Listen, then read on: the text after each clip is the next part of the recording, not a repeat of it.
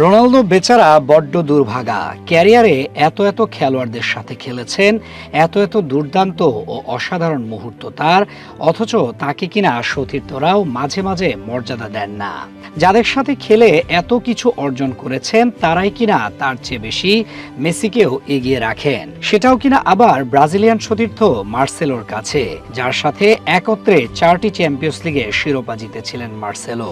মেসিকে এগিয়ে রেখে তিনি শুধু ক্ষান্ত হননি, আরও একভাবে যেন রোনালদোকে অপমান করেছেন তিনি। মেসির বিশ্বকাপ জয়ের পর একবার রোনালদোকে প্রশ্ন করা হয়েছিল একটি বিশ্বকাপের বিনিময়ে তিনি 5টি চ্যাম্পিয়ন্স লিগের শিরোপা বদলাবেন কিনা।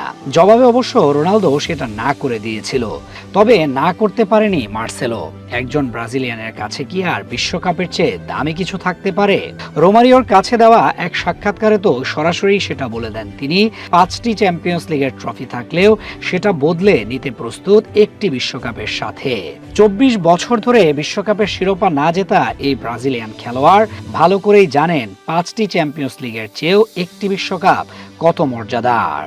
এদিকে একই আলোচনায় তিনি মেসিকে এগিয়ে রাখেন রোনালদোর চেয়েও বেশি। ব্রাজিলের সাবেক তারকা মার্সেলো ভিয়েইরা সম্প্রতি এক সাক্ষাৎকারে জানিয়েছেন তার ক্যারিয়ারে সবচেয়ে কঠিন প্রতিপক্ষ ছিলেন লিওনেল মেসি। রিয়াল মাদ্রিদের হয়ে দীর্ঘ সময়ে 546টি ম্যাচ খেলেছেন মার্সেলো। এই সময়ে তিনি 38টি গোল করার পাশাপাশি জিতেছেন 25টি শিরোপা। ক্লাব ক্যারিয়ারে একদিকে যেমন ক্রিস্টিয়ানো রোনালদোর সতীর্থ ছিলেন, তেমনি মাঠে প্রতিপক্ষ হিসেবেও মুখোমুখি হয়েছেন। ব্রাজিলের সাবেক তারকা রোমারিওর ইউটিউব চ্যানেলে দেওয়া এক সাক্ষাৎকারে তাকে জিজ্ঞেস করা হয় রোনালদো ও মেসির মধ্যে সবচেয়ে কঠিন প্রতিপক্ষ কে। কোনো দ্বিধা ছাড়াই মার্সেলো বেছে নেন মেসিকে। তার ভাষায় মেসি একজন ভয়ঙ্কর প্রতিপক্ষ, তাকে সামলানো সবসময়ই কঠিন ছিল।